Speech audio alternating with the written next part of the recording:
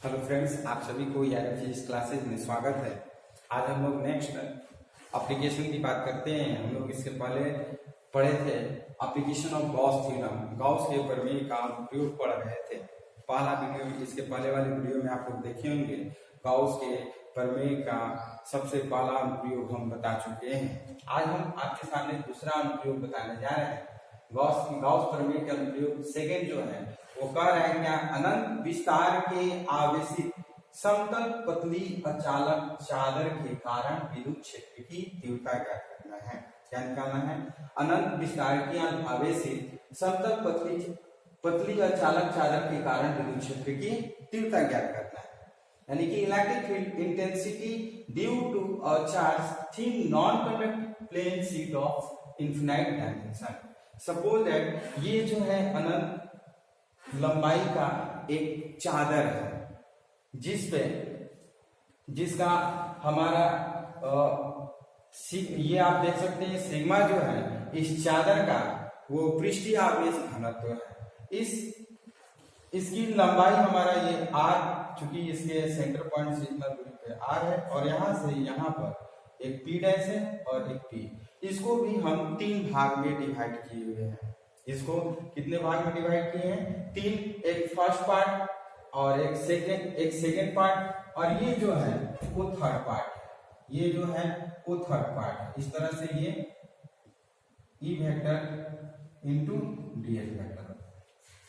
तो ये समतल चादर के कारण जो विद्युत क्षेत्र की तीव्रता का मान है वो हमें निकालना है। तो ये मान लेते हैं एक समतल चादर है जिसपे हमारा आवेशित है ये सिग्मा जो है वो हमारा पृष्ठीय आवेश घनत्व है। इस पे जब आवेश जाता है तो ये तीन भाग में डिवाइड हो जाता है, फर्स्ट, सेकेंड और ये थर्ड। फर्स्ट में आप देख सकते हैं कि ये जो है इलेक्ट्रिक फील्ड और इसका जो आपका क्षेत्रफल है दोनों एक ही दिशा में है, एक ही डायरेक्शन में। आप सेकेंड पार्ट में भी आप देख सकते हैं जो इलेक्ट्रिक फील्ड और डीएस वेक्टर यानी कि जो क्षेत्रफल है, एरिया है, दोनों एक ही डायरेक्शन में है, ठीक। और थर्ड में आप देख सकते हैं दोनों एक दूसरे से परपेंडिकुलर है।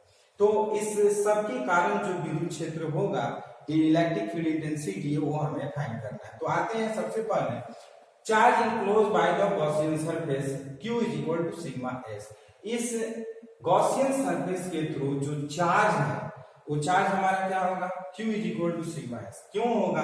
क्योंकि हम लोग पढ़े हुए हैं सरफेस चार्ज डेंसिटी में Q बाई एस कहेंगे या Q बाई ए कहेंगे। ए मतलब एरिया, एस मतलब भी एरिया होता है।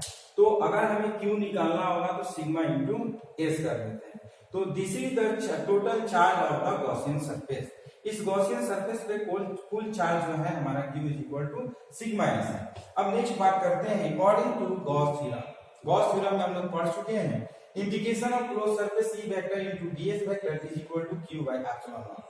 ये गॉस थ्योरम में हम लोग पढ़ चुके हैं integration of close surface E vector into DS vector is equal to Q by epsilon naught. इसको हम लोग प्रूव भी किए थे पिछले वाले वीडियो में। अगर आप नहीं देखे हैं तो कृपया करके वो वीडियो जरूर देख लीजिए ताकि इसको समझने में आसान हो जाएगा। तो Q के जगह पर हम क्या करते हैं? सिग्मा एस लिखते हैं, sigma S by epsilon naught. इसको इक्वेशन फर्स्ट कर देते हैं। Q के जगह पर क्या लिखेंगे? सिग्मा एस और बाई इसके एप्सिलॉन नॉट, इसको इक्वेशन फर्स्ट करते हैं। अब बात करते हैं Gaussian surface is divided into three parts. जो गॉसियन सरफेस है ये गॉसियन सरफेस को थ्री पार्ट में डिवाइड किए गए। कितने पार्ट में? थ्री पार्ट में, फर्स्ट, सेकेंड एंड थर्ड। तो इसको हम लिख सकते हैं यानी कि from equation first integration of close surface E vector into DS vector is equal to, अब इसको हम थ्री पार्ट में लिखेंगे, integration of close surface first E vector into DS vector plus integration of close surface second E vector into DS vector plus integration of close surface third E vector into DS vector. यानी कि ये first part को हम three part कर दिए हैं, first, second, third, और is equal to sigma S by epsilon naught है तो लिख देंगे और इसको इक्वेशन हम सेकंड मान लेते हैं। अब आते हैं यहाँ पर angle between E vector and DS vector is 90 degree for the curve surface. ये कर्व सरफेस के लिए हम बात करते हैं, ये पूरे कर्व सरफेस की बात करते हैं। तो ये हमारा जो होता है ये ई वेक्टर और डीएस वेक्टर के बीच में जो एंगल का फॉर्मेशन होता है वो 90 डिग्री होता है। यानी कि थर्ड जो पार्ट है थर्ड पार्ट के लिए ई वेक्टर और डीएस वेक्टर के बीच में जो एंगल का फॉर्मेशन होता है वो 90 डिग्री होता है। तो हम लिख सकते हैं इन दिस केस, यानी कि थर्ड के लिए हम बात करते हैं E vector into DS vector is equal to, लिख सकते हैं ई डीएस cos थीटा, और cos थीटा के जगह पे cos 90 डिग्री, और cos 90 का वैल्यू हम जानते हैं कि 0 होता है। तो इस तरह से हमारा थर्ड यानी कर्व सरफेस का वैल्यू जो हो गया 0 हो गया। तो जब ये 0 हो गया तो इसको हम कैंसिल कर लेते हैं, हम बात करेंगे इसको और इसको। नाउ फ्रॉम इक्वेशन सेकंड, यानी कि सेकंड इक्वेशन से हम करेंगे, क्योंकि ये तो आपका 0 हो गया, अब बचा क्या फर्स्ट एंड सेकंड। तो लिखेंगे integration of close surface E vector into DS vector plus integration of close surface second E vector into DS vector is equal to sigma S by epsilon naught. अब चूंकि E vector and DS vector first and second की बात करते हैं, तो आप देख सकते हैं फर्स्ट में भी ई वेक्टर एंड डीएस वेक्टर एक ही डायरेक्शन में, जब एक ही डायरेक्शन में रहता है तो उसके बीच में एंगल का फॉर्मेशन 0 डिग्री होता है। तो फर्स्ट में भी वही केस है एंड सेकंड में भी वही केस है, यानी कि दोनों के लिए जो एंगल का फॉर्मेशन होगा वो 0 होगा। तो लिख सकते हैं since angle between E vector and DS vector for surface first and second is 0।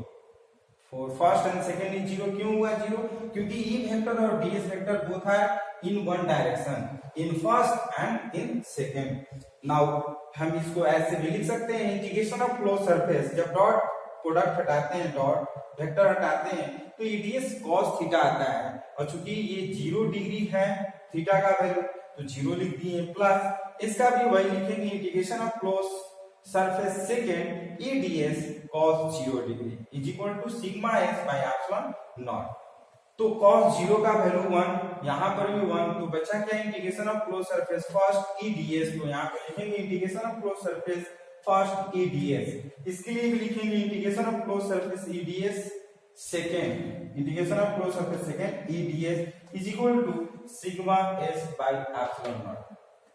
अब यहाँ पे ये जो देख रहे हैं वो कांस्टेंट है, उसको हम बाहर निकालते हैं, तो लिख सकते हैं E integration of close surface first DS plus E integration of close surface DS is equal to sigma S by epsilon naught. ये इंटीग्रेशन ऑफ क्लोज सरफेस का मतलब इसका पूरा सरफेस एरिया, तो मान लिया इसका पूरा सरफेस एरिया एस है, इसका भी एस है, तो इस तरह से हम लिख सकते हैं एस एस यानी कि E S plus E S is equal to sigma S by epsilon naught. तो ई एस का वैल्यू हो गया 2es is equal to sigma S by epsilon naught. ये सिग्मा एस कैंसिल हो जाएगा, तो इस तरह से हमारा E is equal to sigma by 2 epsilon naught. तो ये इलेक्ट्रिक फील्ड इंटेंसिटी है, किसकी वजह से? तो कहेंगे electric field intensity due to charge thin non conducting plane sheet. Plane sheet का जो इलेक्ट्रिक चार्ज पूछेगा तो कहेंगे E is equal to sigma by 2 epsilon naught. तो ये इनफिनाइट जो है ये नॉन इनफिनाइट है, ये क्या है? नॉन इनफिनाइट है।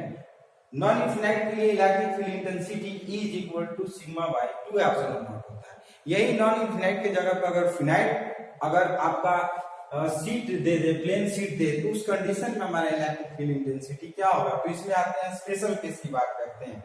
तो स्पेशल केस में है कि if the plane sheet has a finite thickness, ये तो नॉन इनफिनाइट थिकनेस है। नॉन इनफिनाइट थिकनेस के लिए हमारा electric field intensity E is equal to sigma by 2 epsilon naught आया। लेकिन अगर हमारा फिनाइट थिकनेस की बात करें, means if the plane sheet has a finite thickness, then charge on both side of the sheet are to be consider. यानी कि अगर फिनाइट हमारा थिकनेस होता है तो दोनों तरफ का चार्ज हम लेते हैं, और नॉन फिनाइट अगर थिकनेस होता है तो एक ही तरफ का चार्ज लेते हैं। एक ही तरफ का चार्ज हम लिए हैं तो आप sigma S by epsilon not, और जब दोनों तरफ की चार्ज की बात करते हैं तो यहाँ पर 2 हो जाएगा। क्या हो जाएगा? 2, यानी कि 2 टाइम्स हो जाएगा। तो लिख सकते हैं consider. So from equation first, या इक्वेशन फर्स्ट को आप देख सकते हैं integration of close surface E vector into DS vector. अब जब बोथ साइड की बात करें तो 2 into sigma S by epsilon naught कर लेते हैं। 2 into sigma S by epsilon naught, यानी कि integration of close surface E vector into DS vector is equal to 2 sigma S by epsilon not. और अभी हम लोग इसका वैल्यू फाइंड किए हैं 2es, इसी को सॉल्व किए हैं इसको सॉल्व करके हम लाए हैं 2ES, तो इसके जगह पर हम 2ES लिखते हैं is equal to 2 sigma S by epsilon naught. तो यहाँ S दोनों तरफ है, both side S is cancel and 2 also, then we have to get E is equal to sigma by epsilon not. तो यहाँ पे दो हमें थ्योरी से फॉर्मूला मिला कि पहला कि नॉन इनफिनाइट प्लेन शीट होता है, नॉन इनफिनाइट प्लेन शीट होता है, तो हमारे लिए E is equal to sigma by 2 epsilon naught. अगर फिनाइट थिकनेस की बात करते हैं, फिनाइट थिकनेस की बात करते हैं तो E is equal to sigma by epsilon naught आता है। तो इस तरह से आपको वीडियो कैसा लगा? यदि आप वीडियो पसंद करते हैं तो लाइक शेयर सब्सक्राइब जरूर करिए। आप हमारे नए व्यूअर हैं तो इसको सब्सक्राइब करिए ताकि नए नए हम लोग टॉपिक के साथ, नए नए वीडियो के साथ मिलते रहे। हमारे साथ बने रहिए, फिर मिलते हैं नेक्स्ट वीडियो में। Thank you.